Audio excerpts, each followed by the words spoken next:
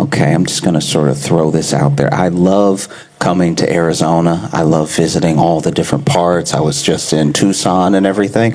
I will say, though, as a state, y'all got to decide which of the restaurants are just fronts. Like, just absolutely not a business at all. I was in Tucson and we walked into a restaurant that they looked very surprised we could walk in. It seemed... We walk in and now there are not any other customers. It's 3 people that are towards the back, towards the kitchen. Not in the kitchen, like outside the kitchen at the last booth, just counting money.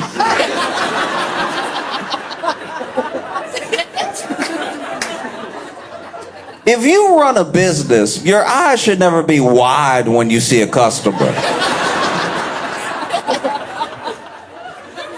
We walk in, everybody, just looking caught. I was with Dave. Dave was like, are y'all open? And in my head, I was like, if you have to ask. And they were like, first of all, if you open, just say yes. This is crazy. They were like, yeah, sit anywhere.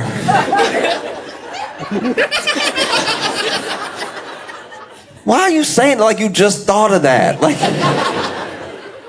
then we sit down, and one of them walks up. We never see the other 2 again. The one of them walks up, and he got one menu. And he was like, hey, yeah, I mean, get whatever you want.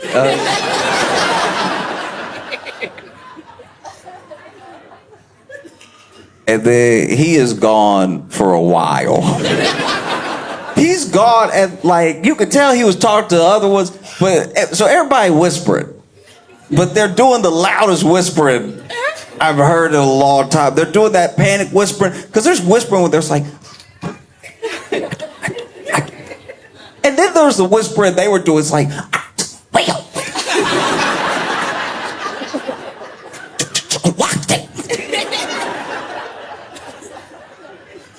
And finally comes back up. He's like, hey, you decided on anything? And I was like, yeah, could we get some guacamole? And he was like,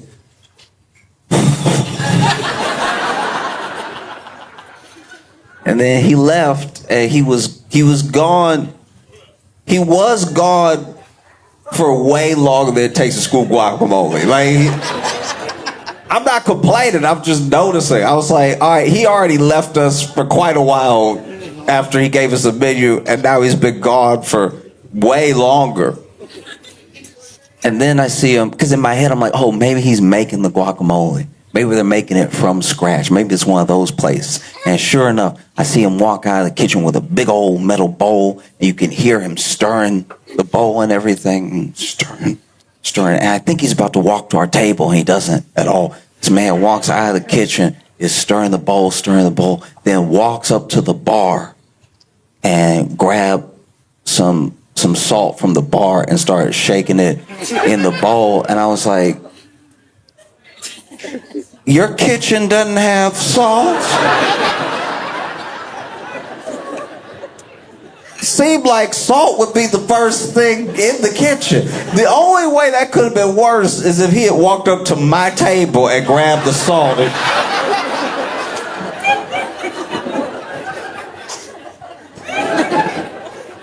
Then he went back to the kitchen. I guess kept stirring. It was a while. It was one of those things where I just started contemplating about how long it really takes to make guacamole. I'm like, in my head, I'm like, would I have made it faster at home? It feels like this restaurant was such a front that when we ordered the guacamole, he went to the back and he was like, listen, I made a list. You gotta go to the grocery store right now.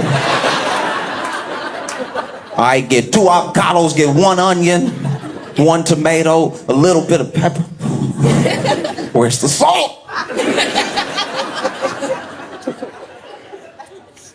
And then he finally brought out the guacamole, and it was funny the way he did it because he clearly made the guacamole, then slid it all into a cup, shook the cup real hard, and then put it down upside down because it was like a tower of guacamole. It was an upside down cup of guacamole on the plate with the chips all around. And like, this just me noticing. I'm really not complaining, but it wasn't enough chips. It was clearly whatever chips were in the bag that was in the bag, because it wasn't the amount of chips you would need to finish this cup of guacamole stacked upside down. And the chips were interesting. They all had different consistency and everything. At a certain point, here's the thing about a chip for me. When I dip a chip in guacamole, just give it some strength. I hate to dip into guacamole and have it snap in front of me, and then I look crazy. I look like I don't know how to eat. Making me look greedy just because your chip doesn't have strong corners. So, take the chip, scoop some out, doesn't snap, already a good sign. And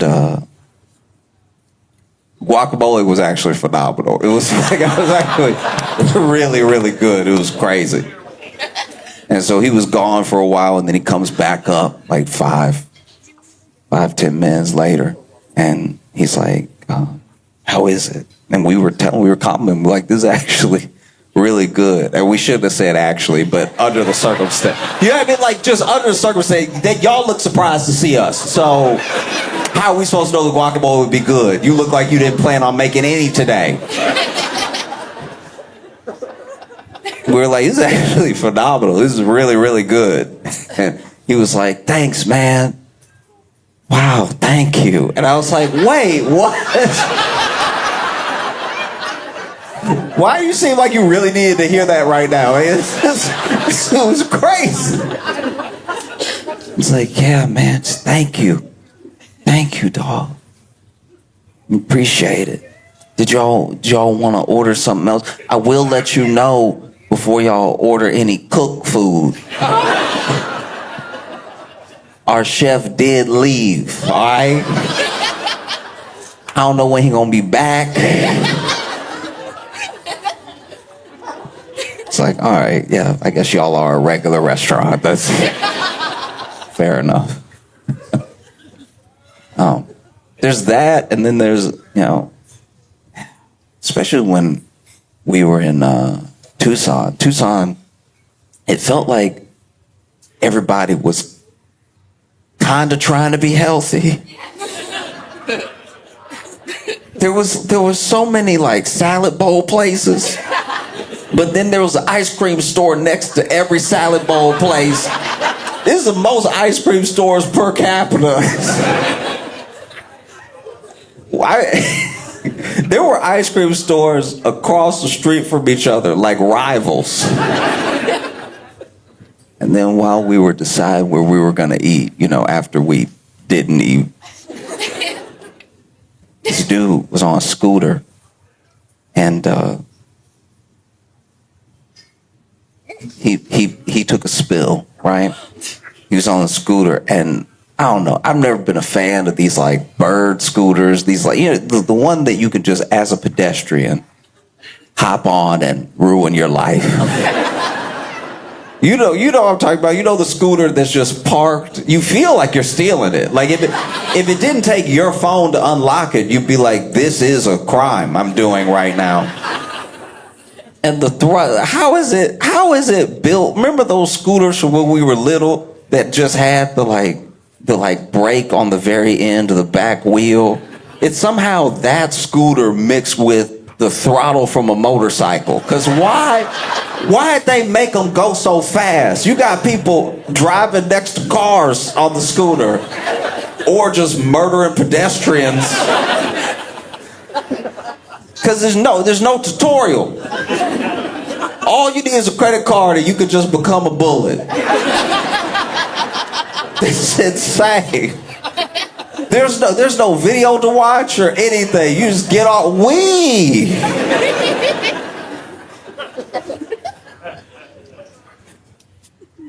I'm gonna say some things that are a bit conflicting in nature, at least. Like, we saw a guy take a spill on one of these scooters, because why wouldn't you, right?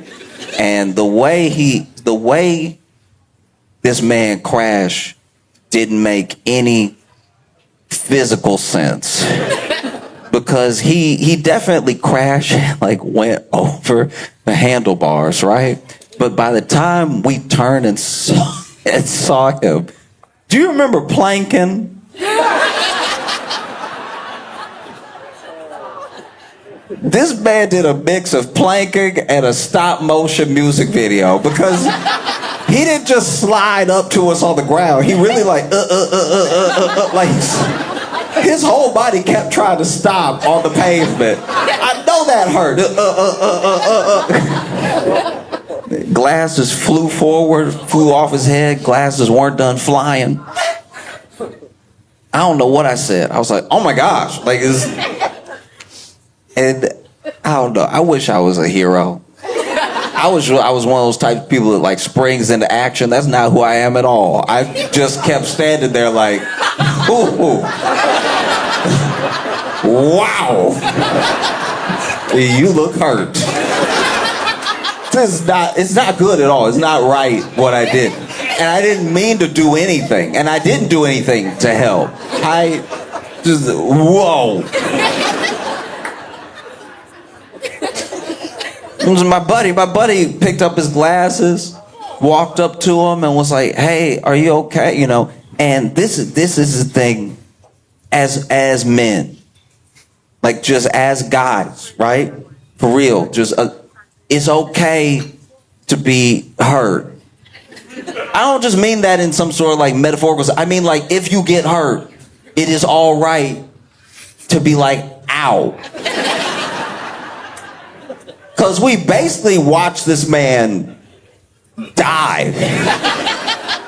But then when we asked him if he was okay, after he got done sliding, and he realized we saw, but we were like, are you all right? This man in front of us just started doing push-ups.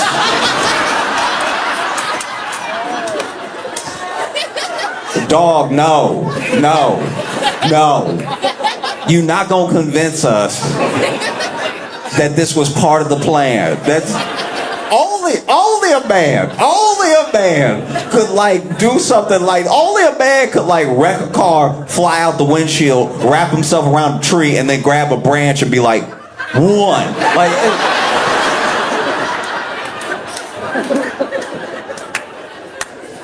in what world? You must be out of your mind. Doing push-ups, and then my buddy walked up with his glasses and then handed him his glasses. He was about to leave his glasses. He was about to get back all this, because here's the thing. This is one thing that I can say I relate to with my man here. When I fall, I also want to make sure that I never see the people who saw me fall again. When I fall, if I fall in front of you, it's either me or you. I gotta kill you now, and I hate that. But one of us has to go.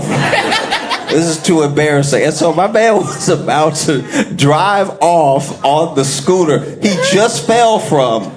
I assume he needs glasses if he's wearing glasses. This man was about to get back on the scooter blind and drive off just to not be in front of us anymore.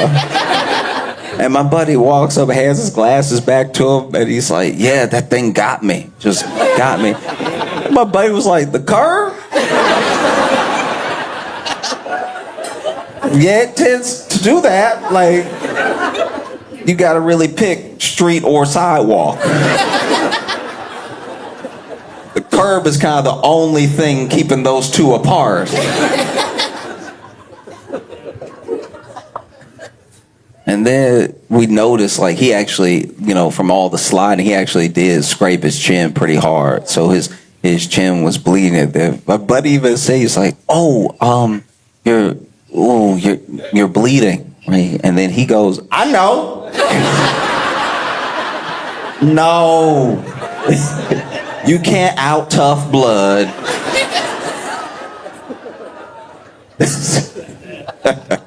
I was insane.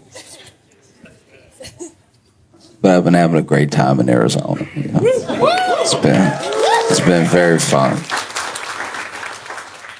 Can I tell you?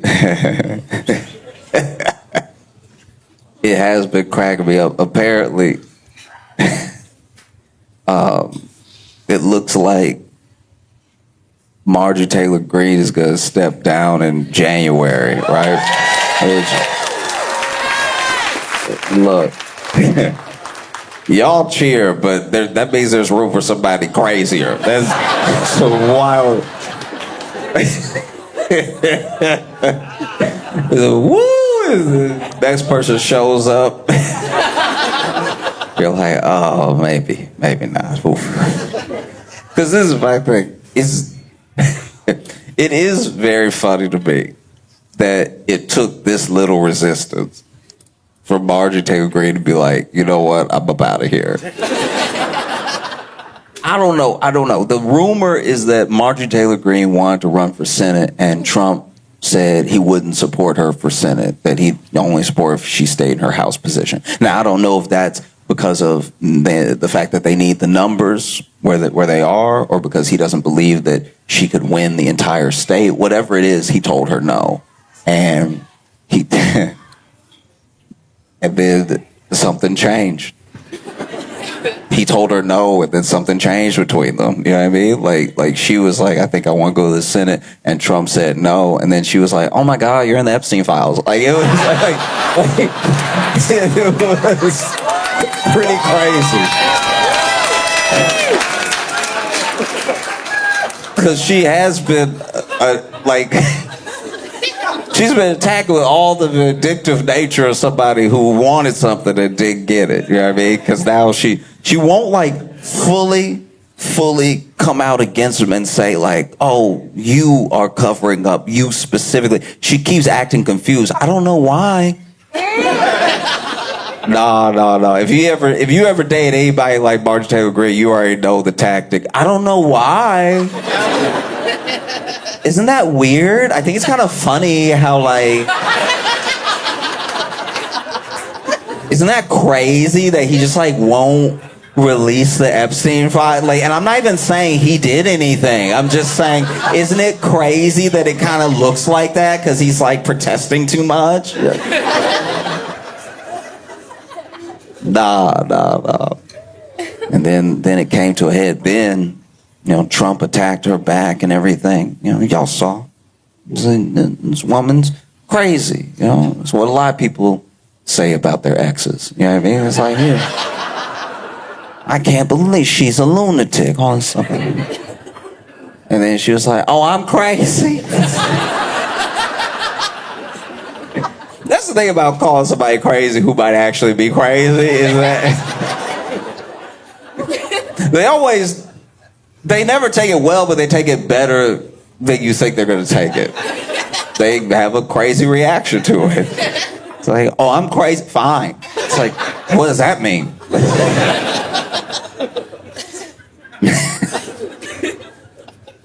And then she just kept going. She just kept, you know, beating that Epstein drum. He kept coming after her. Then he called her a traitor. Who would have thought that traitor hurt more than crazy? Do you know what I mean? This man was called her a lunatic, called her every type of out of her name, out of your mind thing you could say about a person. And then he finally said she was a traitor, and she was like, whoa. I didn't know the gloves were off. That was crazy.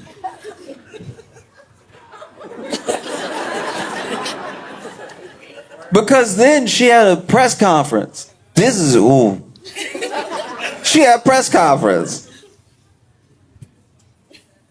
And then behind her were a bunch of Epstein survivors. Yeah, like a bunch of women who were like, no, we've publicly been calling for the release of Epstein files forever. And then Marjorie standing right in front of them, got the microphones way too high.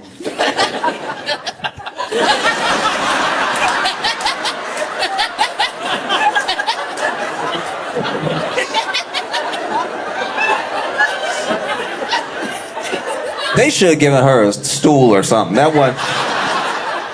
I don't even like her, and that wasn't fair. That was... Is she the shortest person that's ever lived? Why would they do that? That's insane that they even let the... Just one step stool would have fixed that whole situation. They let her walk up...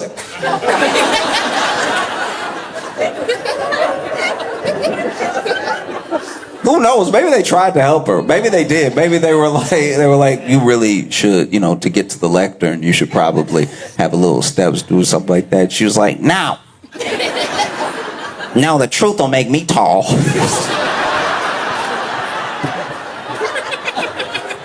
No, I'm sure she said something like that.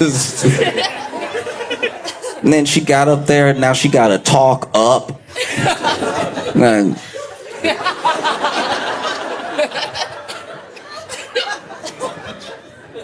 the president.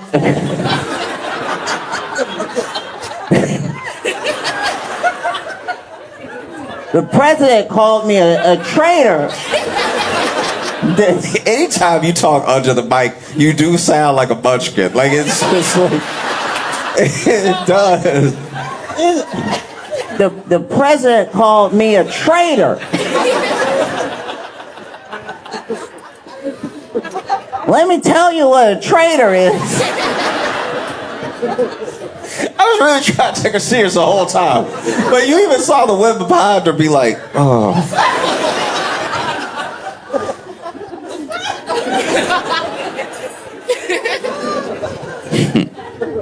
And she almost, it was a moment. Look, maybe it's wishful thinking on my part. I'm willing to admit that. But there's a moment where I could swear she almost said president. Do you know what I mean? Like there's a moment in she's alluding. She doesn't say it. She still doesn't quite say it. But she's over here. A traitor is someone that sells this country out in billions of dollars to Argentina. Like, Margie, just say his name. Who else did that? Do you know what I mean? That's like when you live with a girlfriend, they're like, somebody didn't take out the trash last night. So...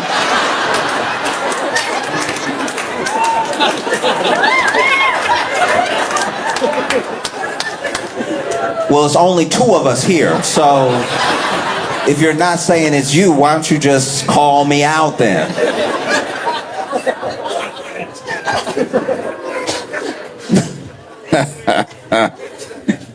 No, and then she said she's stepping down in January.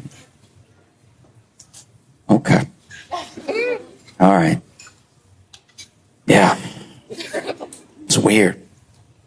It's weird. It is, because it's like she did, like I will say. So I'm trying to figure out how to put this. She did undergo a lot of harsh treatment from people based on Trump attacking her. Like when Trump attacked her, a lot of like MAGA itself seemed to turn on her in a way that I'm just saying this as a spectator, not taking any sides. I'm just saying it does seem a little weird and unfair that you attack her now when she's like, how about we release the Epstein files? Getting all sorts of threats and everything, all sorts of attacks and stuff.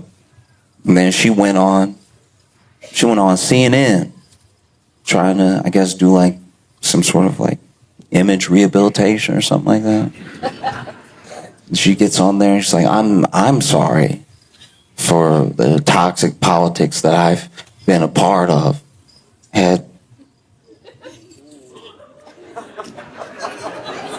I'm pretty sure it was Dana Bash. Dana Bash is over here like, all right, well, I have a list to go through. We're not just gonna let you keep it vague like that. Like, do you know what I mean? Like, Marjorie Taylor Greene saying, I'm sorry for like the toxic politics I've engaged in.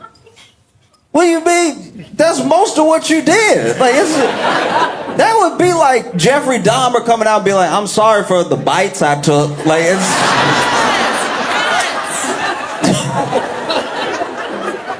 Whoa, you are grossly understating your impact on the community.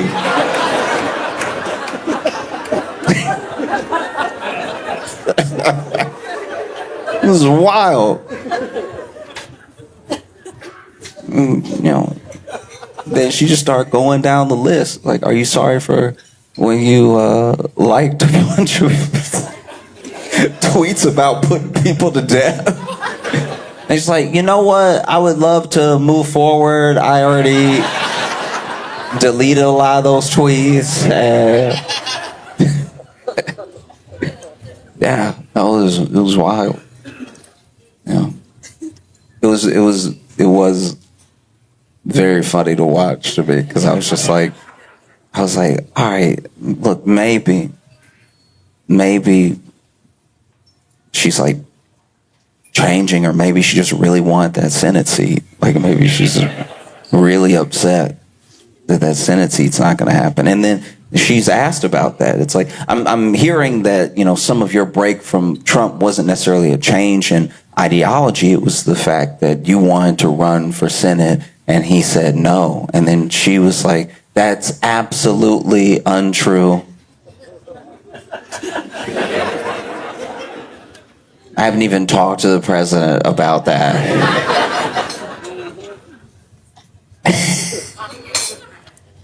And then she talks about how she's been getting all these threats and everything. And look, I will say, nobody should be getting threats online or any of that stuff. Like sometimes it happens to somebody that's not a particularly good person, so you do care a bit less. But overall, no matter who it happens to, the whole idea of being better than the idea of doing something is you actually have to be better. You know what I mean? If you're on the side that's better, you have to be better, you have to act better, and sometimes that just means like not engaging in the thing. It shouldn't be a race to the bottom. And it is wild that people talk about like a violent, radical left all the time, but somebody just sort of like sicked the right on Marjorie Taylor Greene, and she was like, yeah, I think I'm good. I don't know. These people have guns.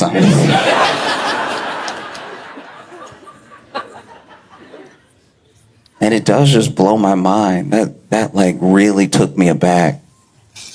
The irony there. Like okay.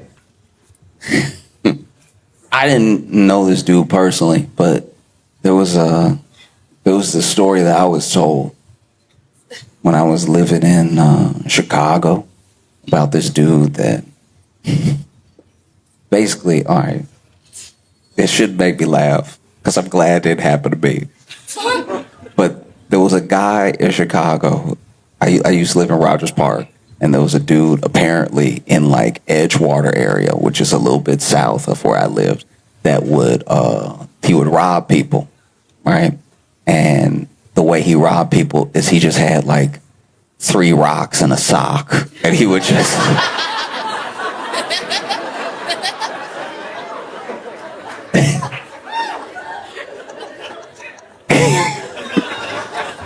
and it is, I don't know, it's like, that's terrifying. That's just, I don't know, I'm not saying a gun would be better, but a gun would be conventional. Like, is an upsetting idea that you could be robbed in a sort of David Goliath type situation. Nobody prepares for that. Like, you know what I mean? If somebody has a knife, you like, no, okay, they mean business, right? If somebody got 3 rocks and a sock, you like, are they serious? And so he would rob people, right? And he did this like off and on in the area for like a month and a half. like people would just talk about, I used to work at a grocery store that was like in that area, so people would just be talking about it at work and everything. And then finally, there was one day he tried to rob somebody. His rocks in his sock.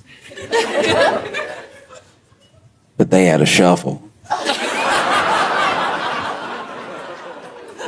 Apparently they hit him with a shovel and took 5 wallets off of him.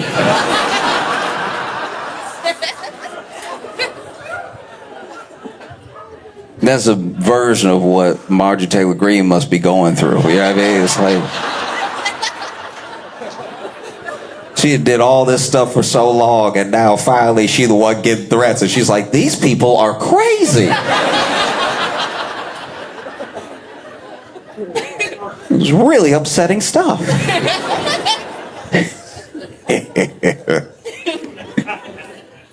I don't know. Yeah, I don't even know where she'll go after this. Because a lot of people move from government to like the private sector. They do a lot of speaking engagements and stuff like that. They do a lot of, I don't know. I really don't. Yeah, I mean, who's gonna hire Marjorie Taylor Greene for a speaking engagement?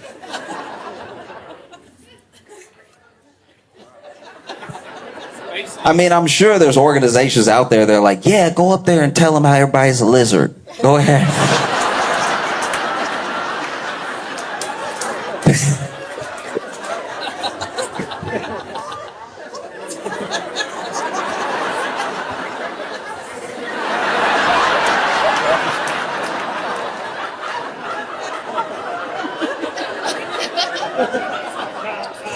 Well, you have to understand about the lizard people that they have and wear skin just like ours. They walk amongst us.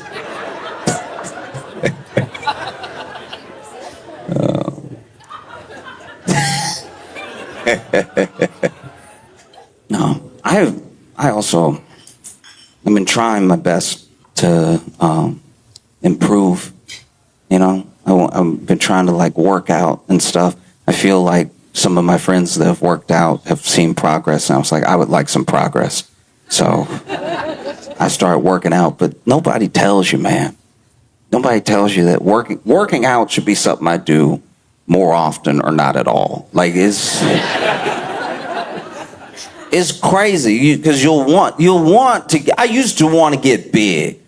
I used to want to be like a big guy. Every year I have hope. Hope is a hell of a drug. Every year I got hope I'm gonna turn it all around this year, you know? And it's like I'm gonna be like a bigger dude. And it's not, I don't know. I'm not saying it's not gonna happen as I'm gonna stop trying. I'm saying it's not gonna happen as in I have to accept that I'm done growing. So whatever I do from here on out is just going to be more horizontal than vertical. You know? So it's like, even if I got big now, that'd be bad. I didn't get tall. I'm not tall. So then I would just be wide. So then and a wide muscular guy is on no one's list. There's no one that's I can't wait to get to that stout fit man.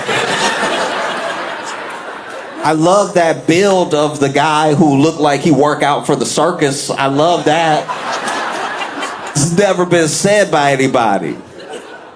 Because you wouldn't even, if you got really fit, but you were like, still, I don't know, like regular height to short. It is funny, when you're regular height, like apparently I'm regular height. I didn't even check. Somebody just told me that. But they were told, they did tell me that when I was having a bad day, so it might not even be true. Like it's I wasn't even bummed out about my height. I was having a bad day. They were like, you regular height? And I was like, that's a weird thing to bring up. But there's no way, like it just, as a man, there's no way to be regular height. You're short. Because when you even say I'm regular height, that's a short thing to say. Do you know how little you look screaming I'm regular? You look like you lost 6 inches right there. Standing up with your back, because you got your back straight so that you get all your height credit. You know what I mean? Because of back. Are you mad too? Anytime you get mad, but you gotta look up a little, it makes you look shorter than you are too. Like, tall men may always seem like a threat, but at least people take them seriously when they're angry, you know? Like, if you regular height and you get mad and you're like, I'm regular. No, you're a little guy now, you know?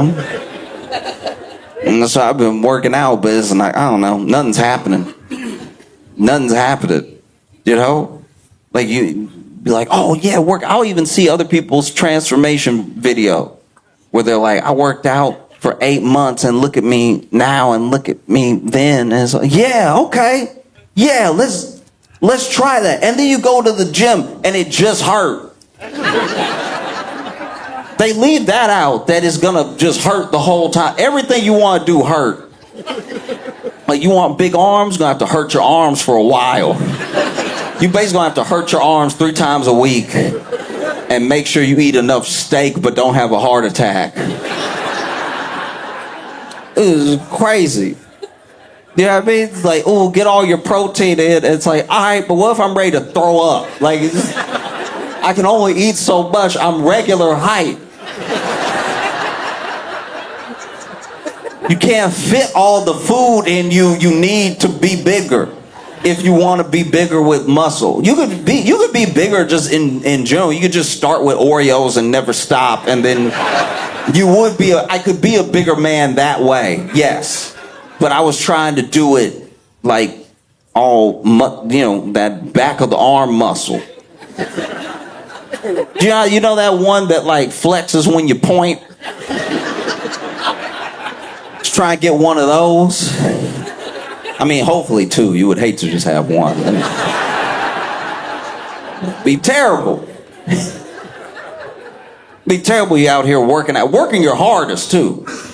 You know, just working, doing pull-ups and pushes. We gotta figure out which one of these exercises work. You know what I mean? Some of them are like functional. Like I understand a deadlift to me makes sense because it's picking up the heavy. That's the dumbest way I could have said it, but it's true. A deadlift is just you pick up heavy. And then if you pick up heavy, strong. This must have been how the cavemen said it. You know what I mean? This must have been how, like, when they were first inventing working out, when they were like, oh, your life isn't that hard, so you're not as strong as us, so if you want to get as strong as us, you have to simulate it. They didn't say simulate, that word wasn't invented yet, but like, you have to simulate it by doing as much work as we do, but just doing it in like little intervals. They wouldn't have said intervals either, but they were just like, pick up big, then strong, right? And then somebody picked it up. Again, and they picked it up again. And then they picked it up to the point where it was easy. And I was like, all right, I'm strong now. That is strong, you know? And it's always nice, especially if you're regular height, to be strong. Because nobody expects it. I don't know what it is we do. I don't know why we do this. But there is a certain amount of help needed on the shelf. We assume that person also can't pick up stuff. Because they made, I don't know why they did this, by the way, but they made a shelf at the grocery store that is 1 finger higher than regular height. It's one, because you can touch it. This is extra embarrassing. When you can touch,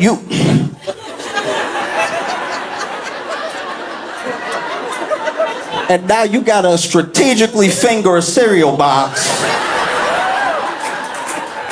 And because you try to use your 2 fingers. You try to use 2 fingers to like clamp the sides and pull. And then pull back, right? But if you can't clamp it, you have to try to slide it and then knock it over on your own head.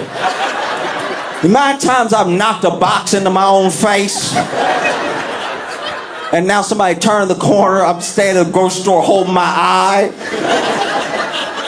acting like I'm not hurt. Caught a corner in the eye. Corner of a cereal box. I don't know, why would they do that? It's crazy. Why would you do that? No one likes it. Just stop using that shelf. Put an ad on that shelf. I'll look up. Stop doing that, because then it puts us both in a terrible position. Puts us both in a very bad position, because now I gotta ask a tall man for help. I'd rather die. Now I gotta ask a tall man to help me like I'm his child. I don't know him. And then he gotta help me or else he evil. I do have a tall friend who gets asked all the time for stuff like that, and he doesn't do it at all. And I'm like, you know how many people just wish a death on you? Like, do you know how many people you over here walking down the aisle, and there's just little people. Can you get the pickles? And you over here, nah, I'm good. Like, that's a crazy thing. It's your day. You should be able to do what you want with your day, but that is a crazy way to respond. Somebody needs help because the grocery store ran out of space, I guess they had to build up. So they made a skyscraper shelf that nobody can reach up, so that you reach up as hard as you can, and you over here.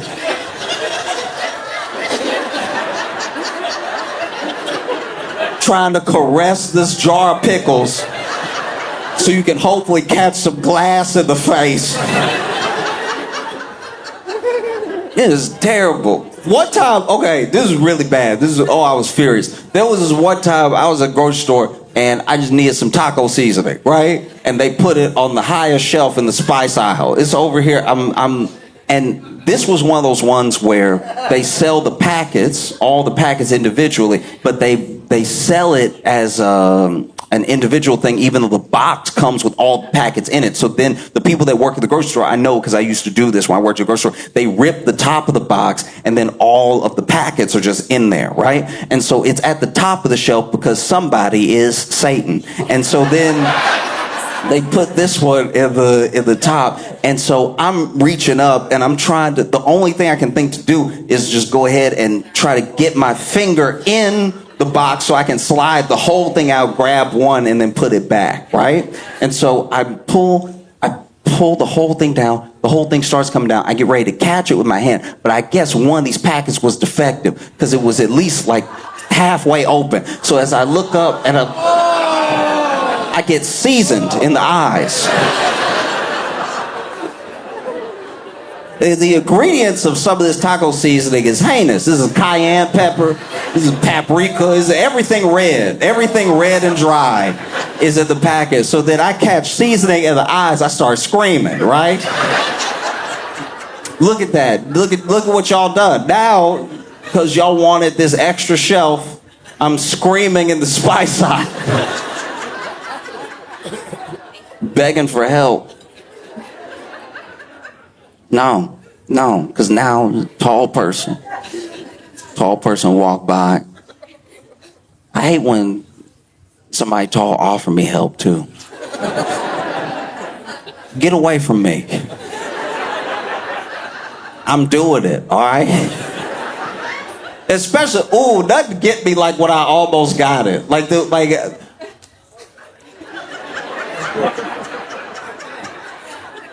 Edge is about to slide off the top of the shelf. I almost got it. And then walk up, do you need help? Where were you 45 seconds ago? Now you want to help now that all the work's been done.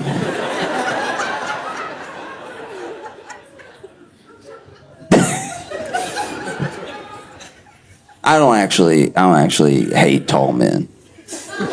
I'm like mostly joking. I am. I do have a friend. He's 6'3", and one time he was crying, and I didn't feel bad for him.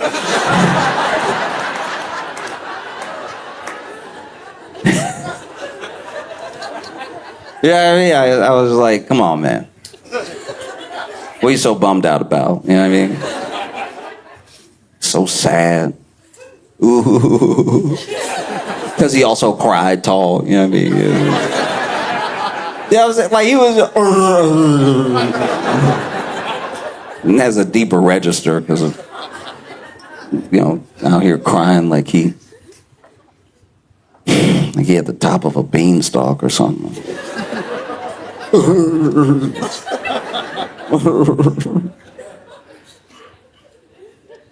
What are you crying for? Just stand up. Like,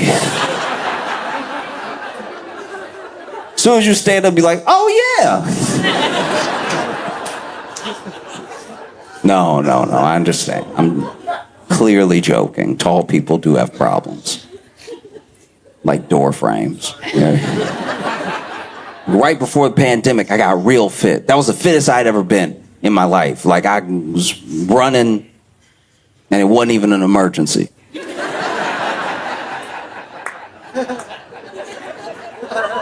There's only two reasons to run, from or to. But I was running, because when I started running, I wasn't good at running at all. And I don't mean that I fell. I could run, like I was running. But I wasn't a good runner in that when I would run for exercise, like let's say I was just out having a run, it did look like an emergency to the people who were witnessing me run. Like, they weren't like, he is jogging. They were like, uh-oh.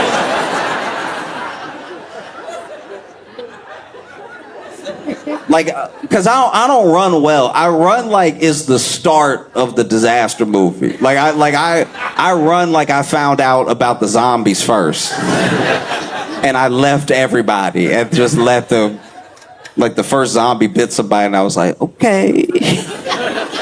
And I dipped out. Because the way that I start running is not good. Like because when I start running, because it feels dumb to start running at all. Do you know what I mean? When you're already running, especially if you're fit, or if you're just like a general like hot person, or if you got a good stride, running looks good on you. You see people, like when people run the marathon and they're doing that like kick as they run, that like what is that? I've never seen somebody run so efficiently, But to start running, and it's not a race. You're just running because you wanted to. This is your workout. And you decide you're going to run today. And, you don't want to start running like it's actual. You don't want to bend down. That seems very dumb. So the way that I start running, it just doesn't look good. It's like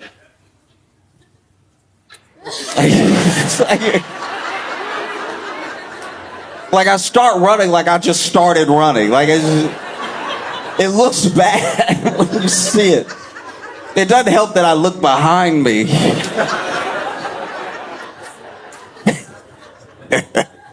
Yeah, just start running. There was one time I was running for a workout, and I had been running all week, so I had been doing a couple miles all week. So by this like 5th, 6th day, I was actually super comfortable with running. I didn't feel as dumb doing it because I had been doing it for so long. I was like, I'm getting there. I get a couple miles in every day, get home, I've worked out. This is great, right? And then I was like, you know what I'm going to do? Now that I've built up a sort of tolerance around getting started, I got my confidence up, I'm going to try to run faster and a little further than I have the other days. I think this is how people get fit. And so I take off, right? And I take off exactly like we talked about. This is still how I start running. Just, right?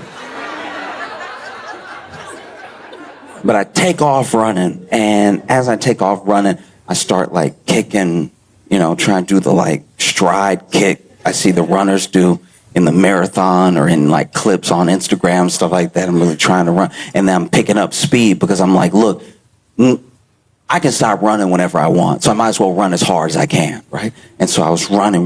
Then I noticed this guy behind me, And it was like he was running the same way that I was running. So I was like, oh, I wonder if that Forrest Gump thing is happening. Do you know what I mean? Like, I wonder if I'm oozing so much confidence, I hadn't got a follower. And so then I start running a little harder, and then he's also running behind me a little bit harder, and we're both running in a way that, like, we're running together, but we're still decently apart and everything. And finally, I'm starting to get a little tired. I'm like, okay, I mean, I don't want to let him down, but I do want to stop now. Like, I'm not built for the Forrest Gump thing at all. Like, I don't think I could run long enough to start an entire run club or anything like that. I really didn't even want to do 2 miles, but I keep running, and now I'm like panting, but now I'm really pushing. And then they talk about hitting a wall and like a runner's high and stuff like that. I didn't feel any of that. It was all pain. It was all just like, I got that stitch in my side, you know, like where your side starts to stab you because it's like, what are you doing? Why are you running, stupid? We're not meant to run. Sit down. And so then my side starts hurting, but then I'm holding my side as I'm running, which then looks really bad. Like, if it looked bad when I start running, seeing me run, And then I finally slow down enough that this guy catches up to me. And I'm winded, and he's winded too. I'm like, oh, okay, so he's just like me. We're both getting started running.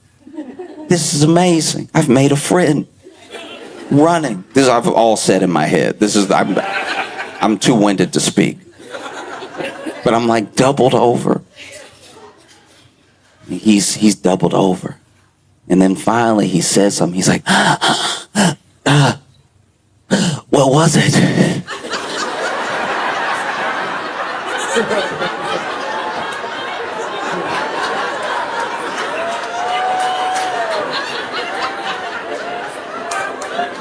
I was like, what was what? He was like, what did you see?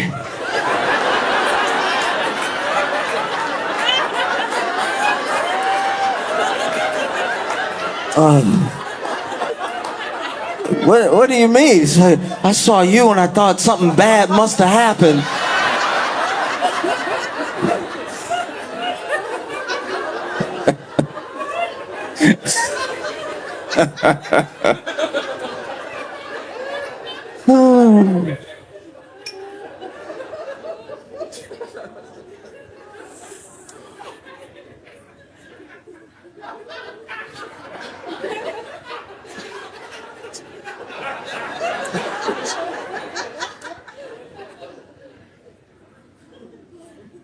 You know who works out hard? Marjorie Taylor Greene.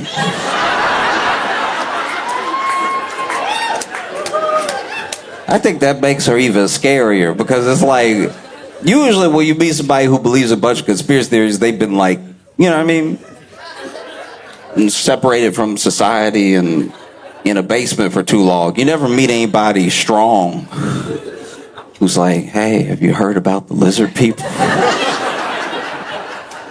Okay, all right. This is very uncomfortable because you could also kill me. Like, there's a young woman named Riley Gaines, right?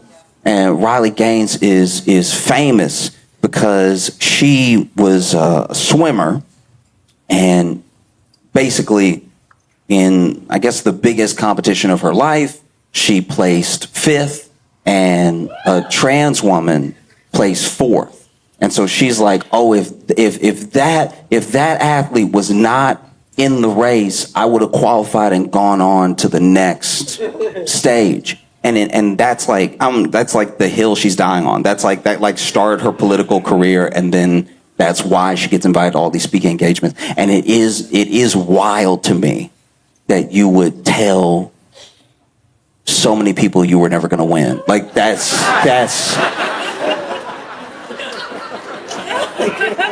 crazy. Because here's the thing. Fifth means you weren't close.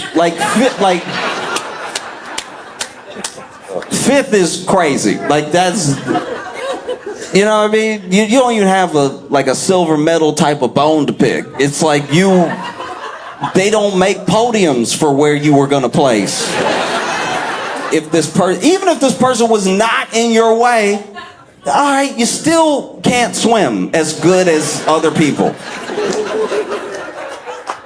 Like, to be fair, look, I can't swim at all. I'm not a swimmer, right? I'm not a swimmer at all. I'm trying to learn, but it feels like I'm fighting the water when I'm in there. But I don't broadcast it. You know what I mean? I'm telling you right now, for the sake of the conversation that we're having, that I can't swim. But I don't do speaking engagements where I'm like, I can't even swim that well. Pay me. Pay me money because I came in 5th, which is not close to 1st. Man. It's like, and just, I don't know, it's like, because there's a very there's a very hateful approach to a lot of the things that she says. And it's like, but you, in theory, wouldn't you be thanking this person? Because this person, that's the reason that you say you came in 5th. If they weren't there, you would have come in 4th. And then you just wouldn't be that great of a swimmer. You'd have nothing to talk about. This person gave you a career. Now you can travel the country being like, I can't believe I came in 5th because of this trans person. This trans person is why I came in 5th. Because no one would give you money for a speaking engagement if you were like, I came in 4th against all these cis women. What's someone gonna do about that? Just throwing it out there. Oh, you weren't close. 5th is, like, look, I'm not saying 5th is bad. I would have come in last. But 5th is not close to, there's several people. There's several people between you and winning. A substantial amount of people. There were enough people in between you and winning to pull you out of the water if you were drowning. Like, that's a crazy amount of distance between you and number 1. That's just a fact. It's a fact that you admit when you do speaking engagements where you're like, oh, I was so close to kind of qualifying. And that's just because they take the top 4. If they decide to take the top 3, you'd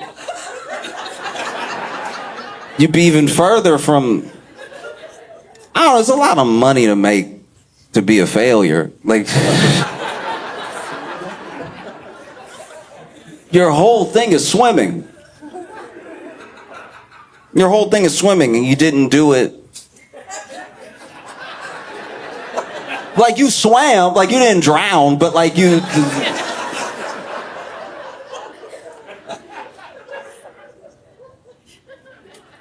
It just feels like that's what a lot of this stuff is, you know? It's a lot of an attachment to someone to blame for something you were never going to get anyway.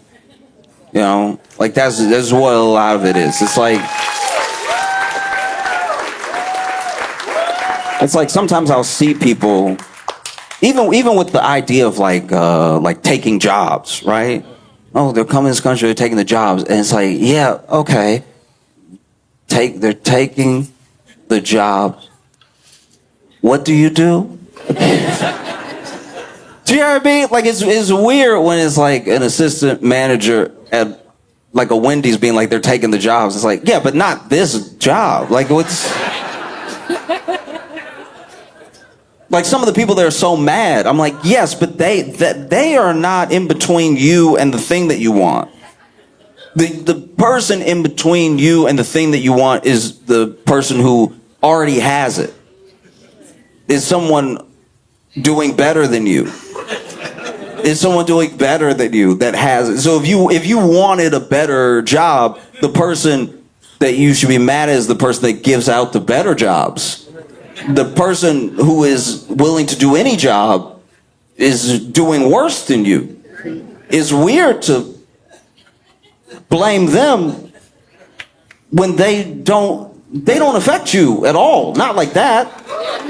So then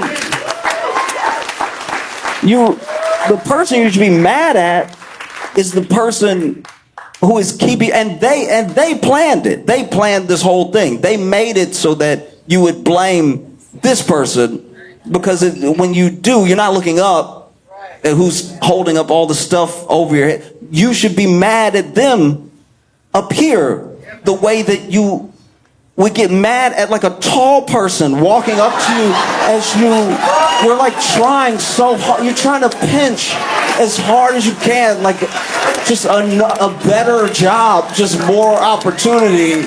And they're like, hey, you want some help? Do you feel like there's help? No. How are you going to get mad at somebody doing worse than you? They're not keeping you from anything, you know? It's like getting mad at the bottom shelf because you couldn't reach the top.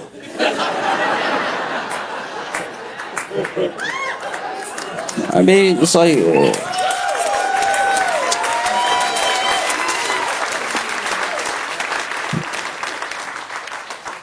It's like getting mad that you're in 5th place when you were never going to be first.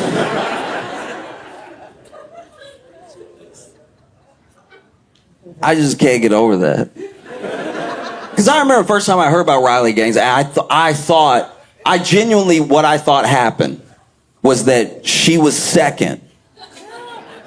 And then a trans athlete came in first, and she was like, oh, you stole from me. You know what I mean? And then when I heard that they don't even make a type of medal for the position she came in, it goes gold, silver, bronze. I guess you could give 4th place like aluminum or something, and then you could give 5th place like wood, maybe.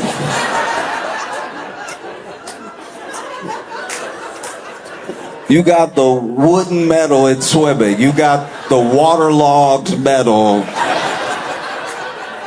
in swimming.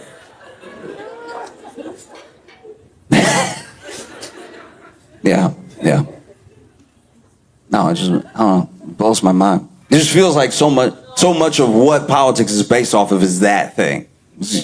You are keeping me from what I want. I want this. You are the reason that I'm not getting it. Not the politician. Not the person who like signs bills into law. There's just like this person over there, somehow more powerful than the person who had to be sworn in and get all these votes and have all this money and has donors and has people who call them that they better pick up the phone for, you know. That person, not as powerful as random person from another country. You know? Because it's not just about immigrants, it's everybody. It's every type of other. And it's every type of other until there is no other. Because then you'll see it sometimes happen. It does happen on like a final phase level to white women the most. Like hardcore conservative white women who are in the room helping make decisions and everything. There will eventually be a thing where, for whatever reason, you're around a bunch of other conservative men and then they want you out of the room. There's only so many spots and you can't take up a spot. You're not really one of us. You're an other. You're like, no, but I'm not an other. It's like, you are. No, you are. You are. And you'll know it at like the worst time. It'll be like when you finally want something. You've done everything that you're supposed to do. You voted the right way. You said all the right things. You hold all the right beliefs. You do everything that you're told to do, from whether it's from a young age, you grew up in a conservative family, or you have these conservative values, and you're doing everything that you're supposed to do. You're doing everything towards the sort of life and country that you want. And then you finally want something, but maybe you want something that's a little bit out of your place to have. You know, maybe you want to step into a position that other people don't want to see you in, right? Maybe you want to be like a senator, and right now you're a House rep, and so then they tell you no. I know you've campaigned for me. I know you've spent millions of your own money trying to help me. I know that you've had my back every step of the way, but like, no, come on, no. And maybe it's not because you're a woman. Maybe it's because you're out of your mind. But like no, just no. And do with that what you will. And then she's like, oh my God, you're in the Epstein files. No, I can't believe it. Oh my God. Oh, Phoenix, y'all been phenomenal. Thank you so much. I appreciate it. I've been taking stock of my friends and what's going on in our lives and everything. And just, I'll say that as men, we collectively don't seem to be doing well.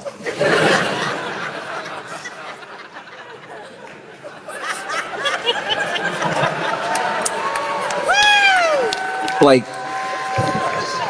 things are rough in lots of different areas, lots of categories. In the jeopardy of men, we are in jeopardy. Near every facet of life feels like more confusing, more difficult to navigate in a way that feels like you are definitely doing the right thing. I do believe that lots of people are doing their best, truly. I just also think that okay, as an example, I can't read a map. I can't, like, you give me even if you gave me a map of this building and pointed to where I was right now and told me to get to a specific bathroom, I'm probably gonna end up outside. Like, I cannot seem to read a map. As much as I try, I end up turning it.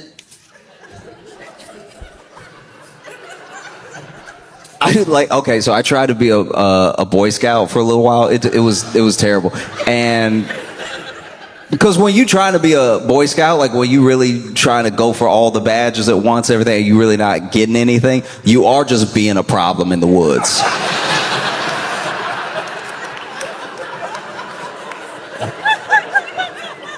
And one of the things was, like, I could not work a compass because I was like, it's supposed to go in every time, right?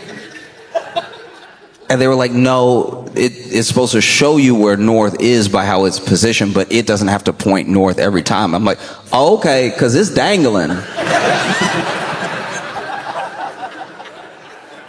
And they were like, well, did you let a magnet touch it or something? And I was like, I don't see what that should have to do with anything. Like, they're like, no, well, the compass works off, like, the poles of so if you touch it with a magnet, it confuses the...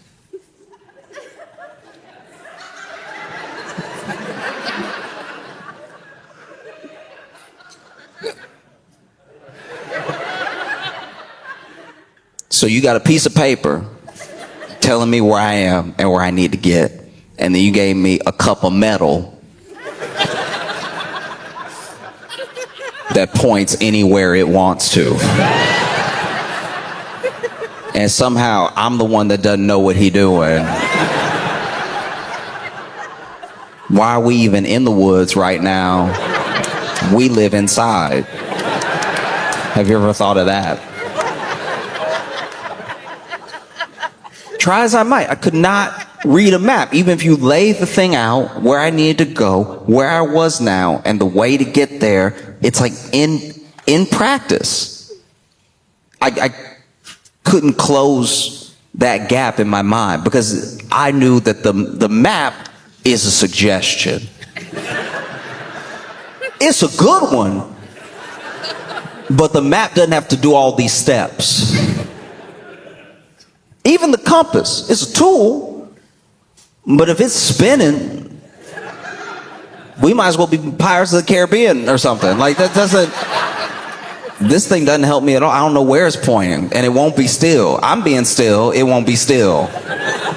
How does that work? Is north moving? Is north on its own journey?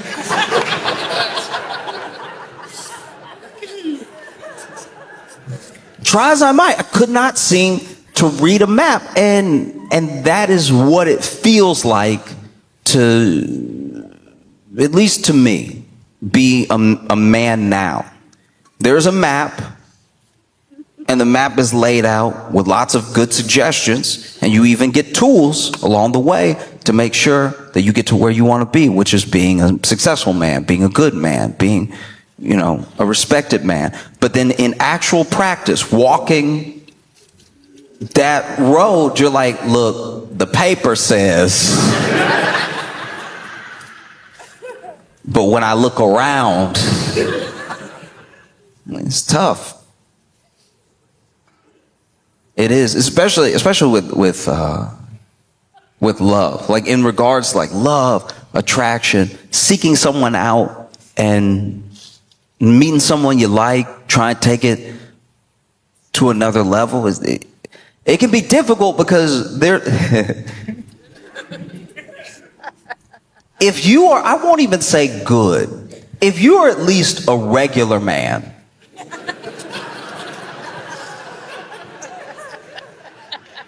bad men have ruined everything for you.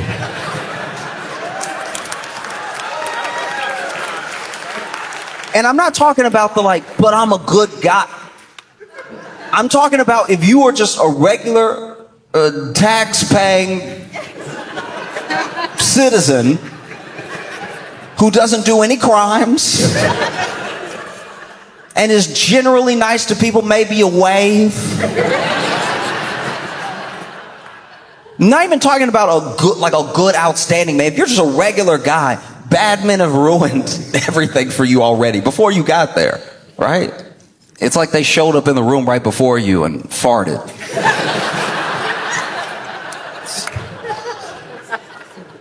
And then you walk in and you can't prove it's not you.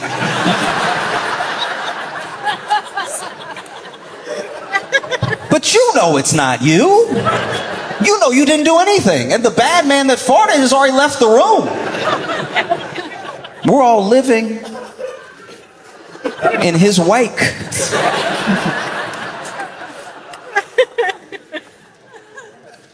You know, and it's hard to find the actual bad man sometimes because, you know, he's stealthy. He's disguised.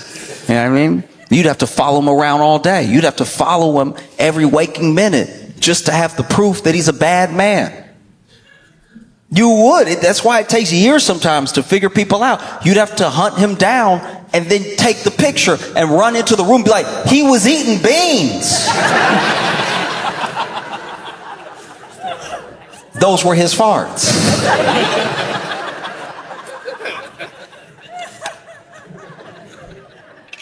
You just have guys that maybe don't have someone to tell them how to go about life, like that, whether you call it a father figure or just like friends in general that can be that sort of guiding light of here's how you handle each situation, especially when it comes to dating. Like who you pick to be with is a huge part of your life because it's gonna be most of your life picking people, you know?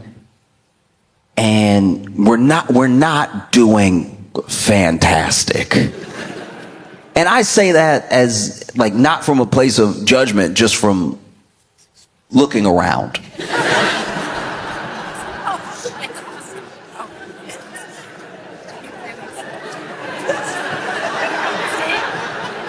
It's pretty apparent. You know, you look at the internet is fueled with so much anger,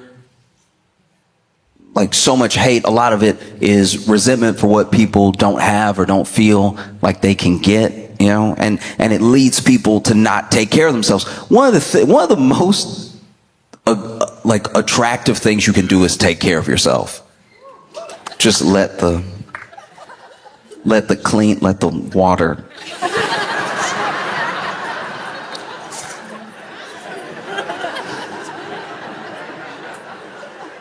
You know, I can tell exactly how depressed my friends are by how it smells when I walk in their apartment.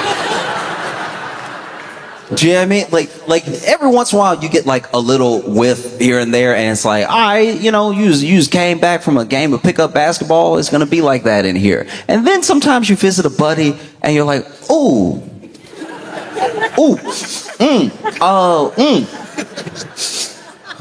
she left.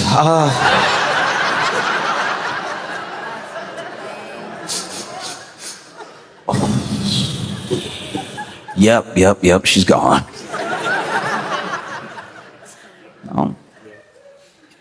Like I have friends who, you know, obviously friends that are trying to date everybody across the spectrum.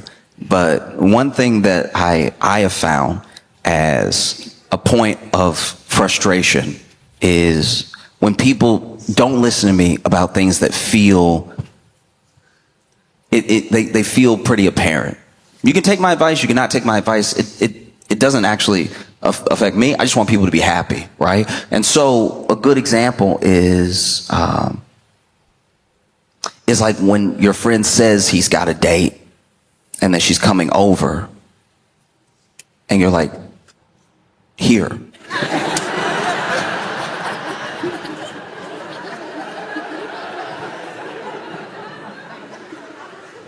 And then he has the nerve to be like, what? No. You know what? Here is what? What is here? Or then I'll have a conversation, I'll have a conversation with some of the women that I know in my life that will not believe me when I give them advice about men. But I have no ulterior motive. I'm just like, hey, this thing is happening. Just so you know, I'm trying to be helpful. And it's weird because we as people accept a lot of things as an idea, in a big way, right? So you'll hear men are dogs, blah, blah, blah. Every man wants one thing. All guys are after the same thing. And those are almost principles that people live by. But then when you tell your friend, hey, that's a dog. And then she's like, no, not Mark. He's so sweet. It's like, what are you doing?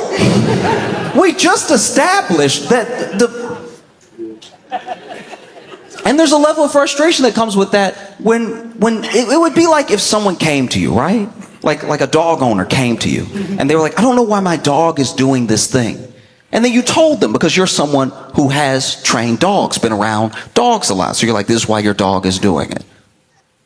Oh, you also in this scenario happen to be a dog. So then you're a dog that's trained dogs and been around dogs all your life, telling someone, because you are a talking dog, you can speak, telling them why this dog is doing that thing. And then they're like, no. That doesn't sound right. But it is. It is. No, not Mark. He's so sweet. I've known him for so long. I'm telling you, that's a dog. Not Mark. Mark is the sweetest. You don't know him like I know him. Like, I don't need to know him at all. I know the 4 facts you've told me about Mark, so I know exactly what Mark is trying to do. No, not sweet Mark. I'm like, you need to stop calling him Mark. From now on, his name is Arr, Arr, Arr. That is a dog.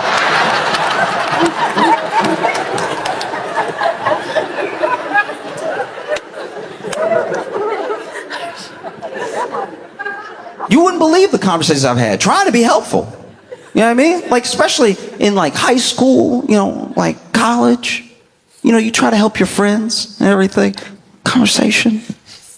Wait, you mean to tell me that this guy is just hanging around me and secretly wants to be with me and is willing to be friends with me for years just so that he might have a chance, be my friend throughout all of my other relationships, and likes to go on these, like, not quite dates, but mini dates where we go to the movies together and then we get dinner and then we go back to my place and hang out and then fall asleep together. You mean to tell me that that guy is trying to be with me? He thinks about being with me all the time. He wants to hang out with me more even. He always seems a little sullen and slow to text back when I start dating a new guy, but that's just because he's busy. There's no way that he wants to be with me.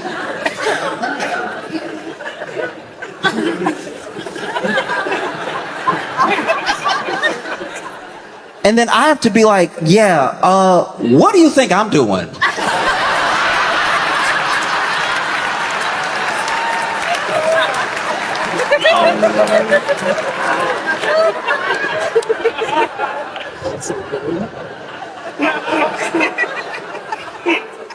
Oh, it's tough. And one of the things that makes it tough for like boys, but especially young men, is that there isn't a sort of roadmap, and I don't expect there to be, because like human connection is so nuanced, and what people mean to each other is going to be different by a different degree for every person. But I think that in like popular culture and as a general narrative, we have started to just straight up vilify a man's attraction in general. And it's something that I don't know how you recover from if that's the narrative that's out there. And I understand why people are hesitant. It's a thin line. It's a very thin line to walk as a dude who is attracted to someone and trying to act on that thing. Try and let them know you're interested, trying to make the first move. It's a tightrope, and it's scary to do. Not just because rejection is scary, but the thing you do next will determine how they feel about you probably forever. Because there's not a lot of going back you can do if you're friends and then you try to be more, or if you shoot your shot with a person you don't even know. All that stuff takes a lot of bravery. And it's not always going to be done right, especially when you're young, you're making mistakes, you know? Like, I remember in class, my buddy, he had the biggest crush on this girl, you know, and we're young, and he didn't know what to do with all that pent up energy. So he's daydreaming, and he starts drawing her, decides to draw her, and draws a beautiful picture of her, right? Like, got her hair as if it was blowing in the wind, got her face perfect. He was a really, really talented artist, right? So he drew her and he drew him. And then, just by happenstance, because he was so lost in it, he didn't catch that the bell had rung. And so we're all getting up, we're all leaving, and then she passes his desk. She sees it. And she's like, "Hey, is that me?" And he has to be like, oh, yeah. And he had drawn her so beautifully. She was genuinely touched. She was like, "That's amazing. You're so talented. Oh my gosh, that's beautiful." And I don't know. I think she was just so taken aback because none of us knew he could draw that well, you know? And so she was like, Can I have it? And he was like, yeah. And he was leaning on his desk right next to where he was finishing up some touches on her. And he's like, "Yeah," but now he doesn't want to move.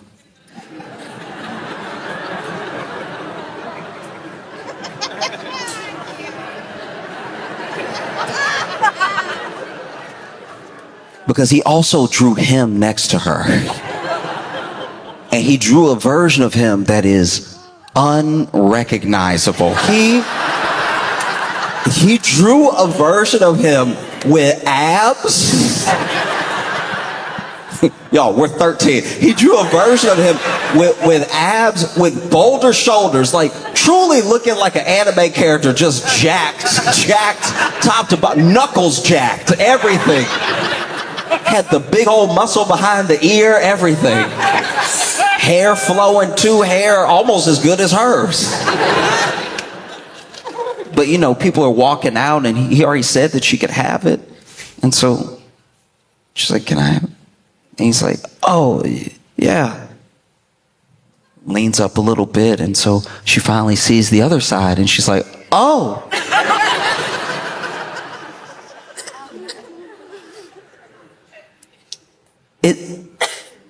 Is that you?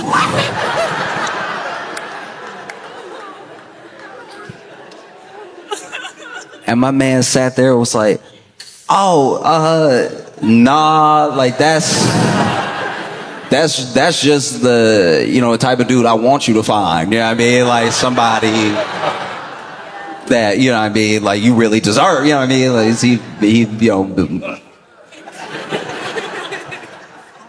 just somebody you might meet one day who's right in front of you. Because so much of attraction is about timing. We don't give timing enough credit. There's all this stuff like if one guy does one thing and another guy does the same thing and the woman goes for one of the guys, it's because he's more attractive and the other guy's creepy. Or we've seen this sort of narrative play out over and over again. But what we don't talk about in those situations is the timing. When did this person say this thing? When did this person say this thing? When did this person do this thing? When did the other person do it? So much of attraction is about timing. And I've talked to my friends and I've asked them before. I'm like, what are you even looking for in a guy? And I'm like, oh, I just want like an honest guy. And I was like, I'm gonna stop you right there.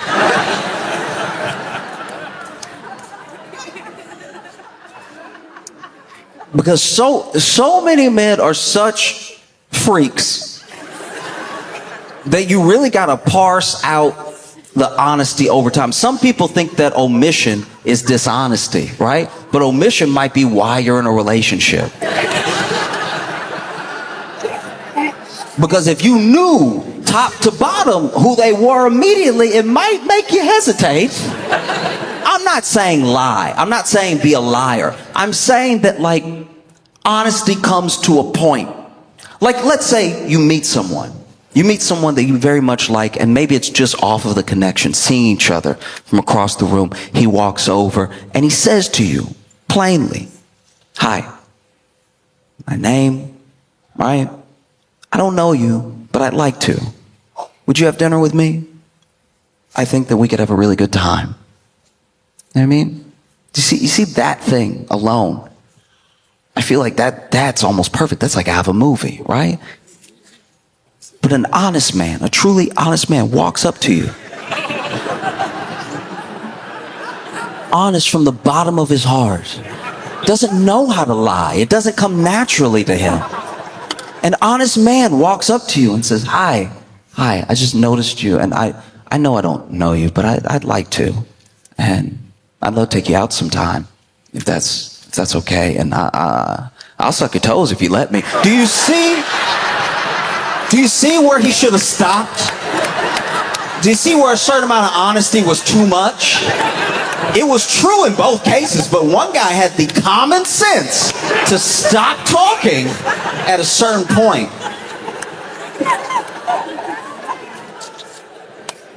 Honesty is important.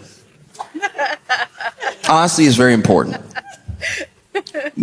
But I also think if you're being honest with a person and you're being self-aware at the same time, there are things that you omit on the front end until you get to know them. Some people think omission is lying, but I think omission timed well is like the appropriate time to tell someone something. You start dating a guy, maybe it's going really well. Maybe it's a week, 2 weeks in, slept over a few times. You wake up, you roll over, he's like waking up as well, and he's like, hey, you want breakfast? I make some mean pancakes. Perfect. Wake up next to an honest man.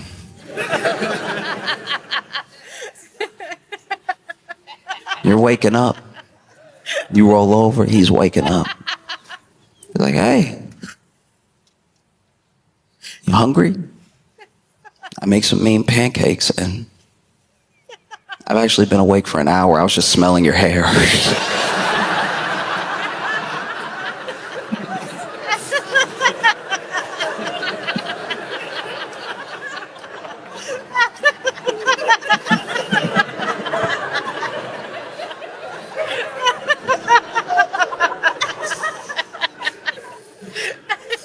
Been dating somebody for a little bit. You're texting, you know.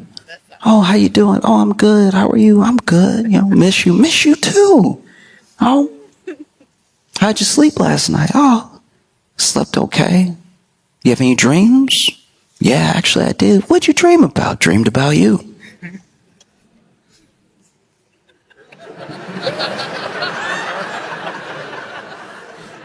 Good place to stop. Fantastic place to stop. This is where you stop. Hey, how you doing? Oh, I'm good. How are you? Oh, I'm good. You know, just, waking up. Oh, you have any dreams? Yeah. Yeah, dreams. What did you dream about? Oh, I dreamed about you. Oh, really? Yeah, I dreamed about you, and we went on vacation together, and then we actually had this like whole vacation plan. We were in like the Virgin Islands, and then I got us this like surfing lesson because we had talked on the day of I want to surf. I don't know why I was dreaming about surfing, but I dreamed that we were doing this like surfing lesson together, and then like the surf instructor was like kind of hitting on you a little bit, and then like you were able to surf really well, like you took to it like a duck to water, and I was like over here falling all the time, and because you were doing so well, he was giving you extra tips. So he basically spent the entire lesson just giving you attention and everything, and then I was like fighting to not drown and just sort of laying on the board the whole time and everything. And then afterwards, after the lesson was over, he like slipped you his number, and so then we went to dinner, and while we were waiting on our food, I was like, oh, I'll be right back. And then I left the restaurant and I tracked him down, and I had a little conversation with him about trying to steal people's girlfriends during surfing lessons, if that's something that he really does, and if he does it often. He's like, no, and I'm like, yeah. And then we took another little surfing lesson. We took a little trip down to the beach, and I just sort of pushed his, where the sand and the water sort of splash, where the wet sand was, I just sort of pushed his head into the water until the tide was sort of going over it. And so I couldn't really tell if there were bubbles or not because there's so much wet sand and everything, but I just sort of held it there until he stopped struggling, and then I woke up.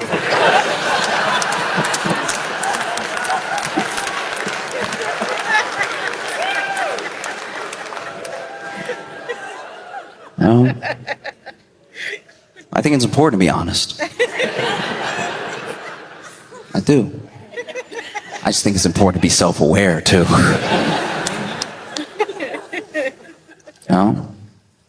I'm not saying be a liar. I'm just saying, like, check yourself. Check in with yourself. Know who you are. Know what that's gonna sound like depending on the timing. Timing is everything. It's so important.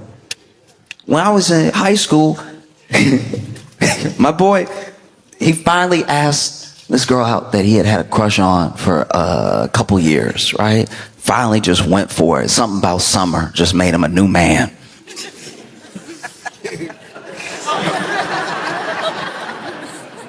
Asked her out, and she said yes. Oh, we're off to a great start.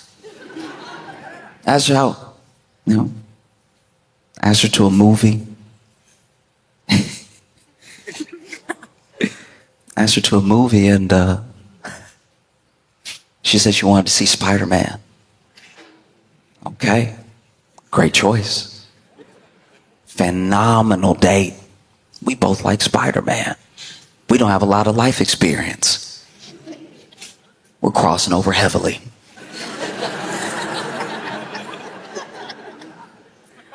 So he said he'd take her to see Spider-Man. Take her to the movies, see Spider-Man. That was their date. What she didn't know, what he did was he didn't just buy their tickets to see Spider-Man, he bought out the theater. And timing is everything. Because they get there and sitting down, lights get low, previews even start, and she was like, wow, I thought other people want to see Spider-Man. I thought it was a pretty popular movie. And then he turns to her.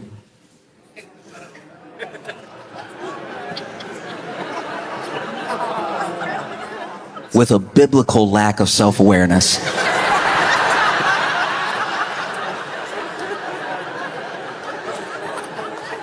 After she says, I thought other people would have been in the theater, with us, want to see Spider-Man. I've been hearing about it all week. He turns to her and he goes, oh, I made sure nobody would be here.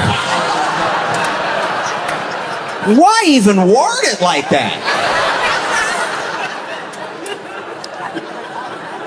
What are you doing?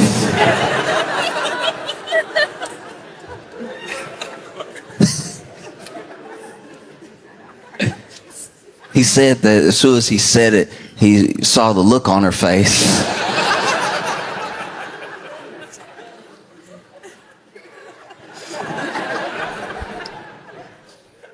He said it felt like she was waiting the whole movie for Spider-Man to rescue her.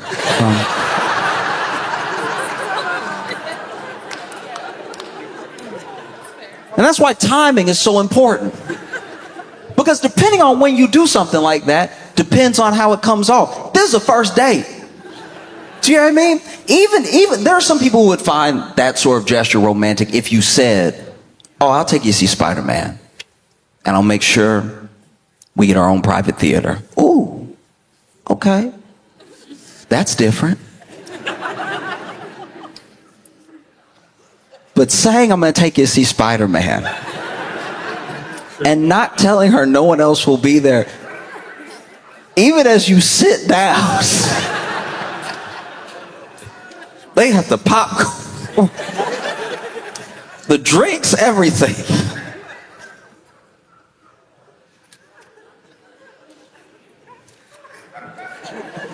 Middle of the movie, makes his move, tries to put that arm around her, right? And because there was so much room in the theater, she did sit one seat away.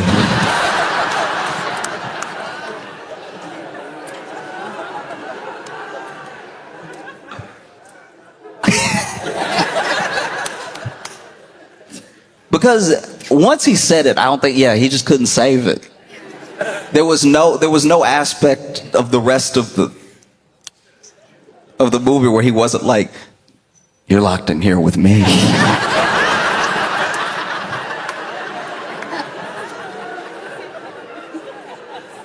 He said he had to keep turning to her the whole movie when stuff would happen, be like, crazy. It's wild, right?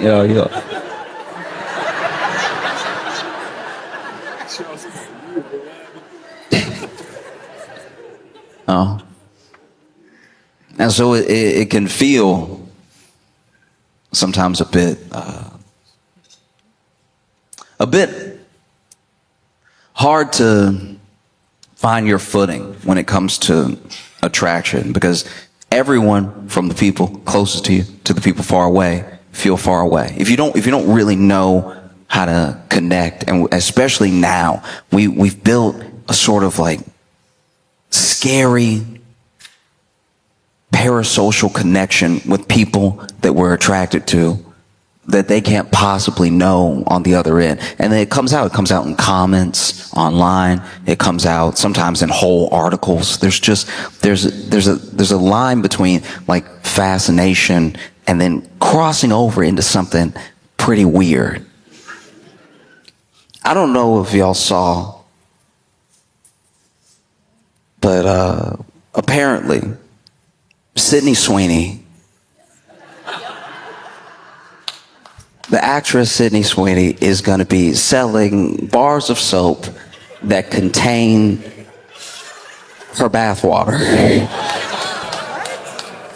Now, if you don't know who Sydney Sweeney is, she is an actress that is like, not just like an A-list actress, she is her generation's like top bombshell. Like, people have been freaking out and lusting over Sydney Sweeney for a long time. And is pretty creepy. It's like, don't get me wrong, she is a beautiful woman, but the way the internet makes sure that someone that you haven't met doesn't feel like a person to you is like why we have the sort of conversations we have. Because Sydney Sweeney is in not just lots of movies. She's in, Handmaid's Tale. She's in Once Upon a Time in Hollywood. She was in Madam Web. She just has range, right? She does a lot. And the way that people, every time she is on camera, every time she's even mentioned, the way that people, almost as like an understood, acceptable amount of creepiness creep on her, has been something that's like compounded over time. Like, she was in Euphoria, and then she was in other projects, and it compounded, and it started to like become exponentially creepy. And I think that this bathwater soap thing is brilliant on her part, because now she'll know the 5,000 men that need to be put on a list.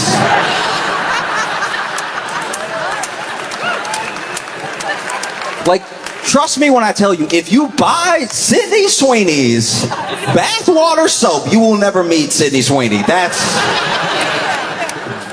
gonna be her hit list right there. It's insane. It's truly wild. 5,000 bars. It's gonna go in a second. It's not even out yet. Doesn't come out till later. Just the anticipation is like going viral. And I don't know. We might be in a very bad place we can't recover from. 5,000 bars. I'm assuming they're only gonna let one person have each bar. Just get as many people on the registry as possible.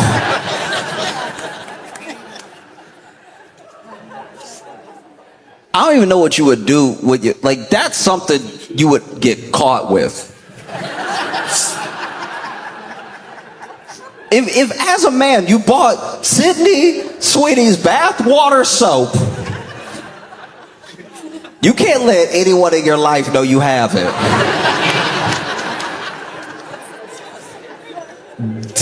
That's everyone gonna look at you different.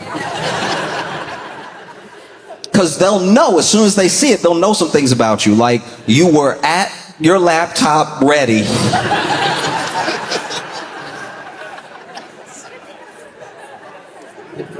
I suppose 5,000 men who are in a rough place are going to be buying this bathwater soap, which doesn't even make logical sense. It's dirty soap.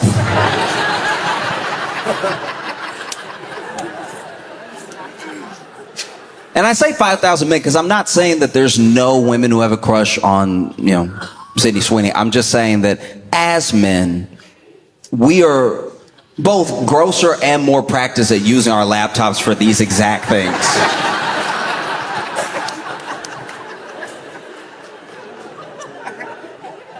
I'll tell you something that I don't even honestly, if I'm being 100% with you, I don't even know if I can word this correctly so you understand what I'm saying. I know a man who knows his favorite page of an adult website by the URL by heart.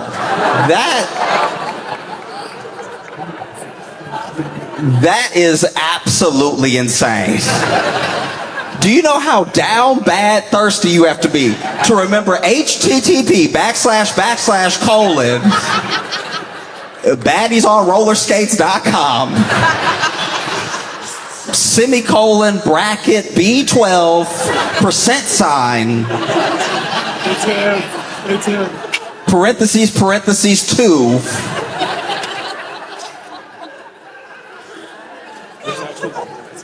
I'm wondering how we got here. truly, I'm wondering how we got here, not just as a society, but with the promotion, with the soap company.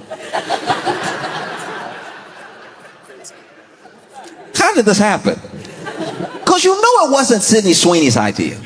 Sydney Sweeney didn't roll up in there like, you know what people love? Me.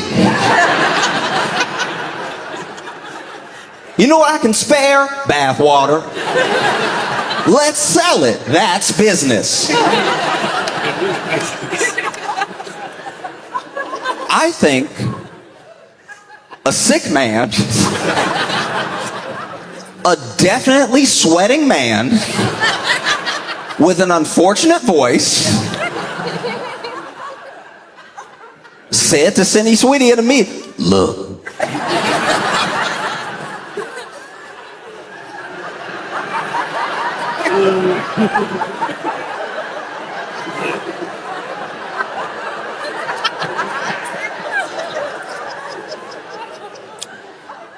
Look, young lady.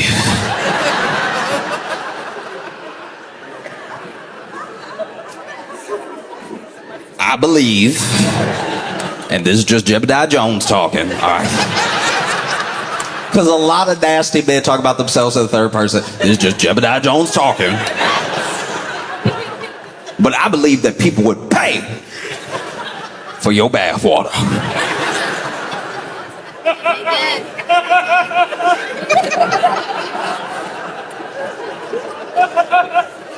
We make soap. You bathe.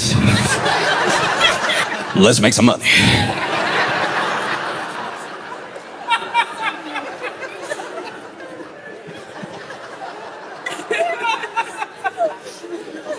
Like truly, I think that's how it went down. No?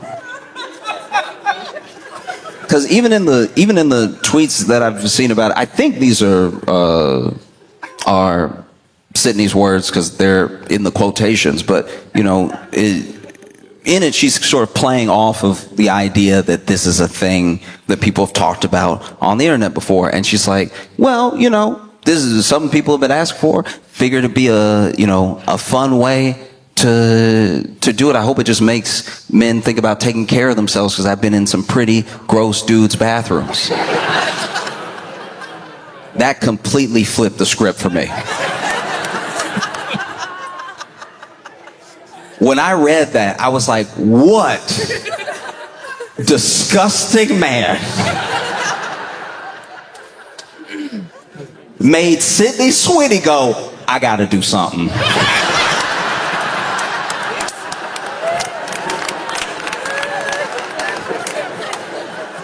Sydney Sweeney is in your bathroom just looking around like, how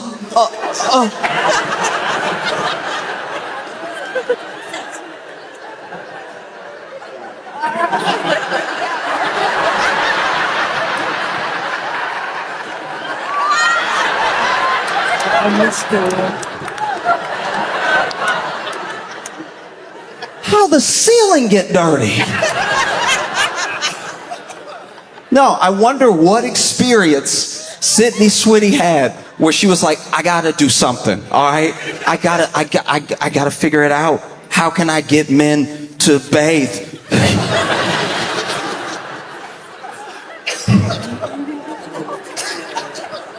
I'll do anything to get men to take a shower. Fellas, we're in a bad way. Because you know fundamentally every man that buys that bar soap needs it.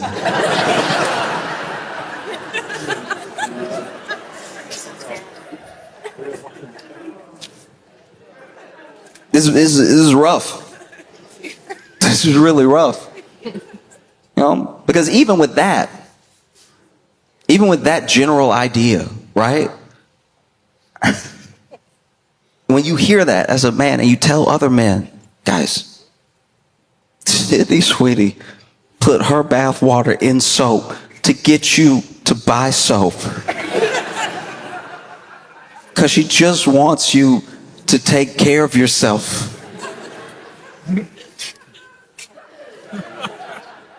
Dudes are so delusional. They'd be like, she cares about me?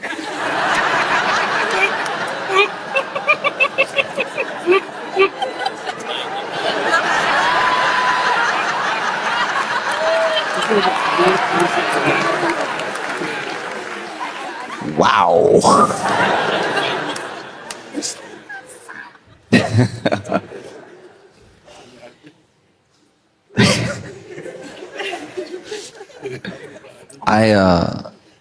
I like to check in on my friends. I was texting a friend. I'll read it to you. I was texting.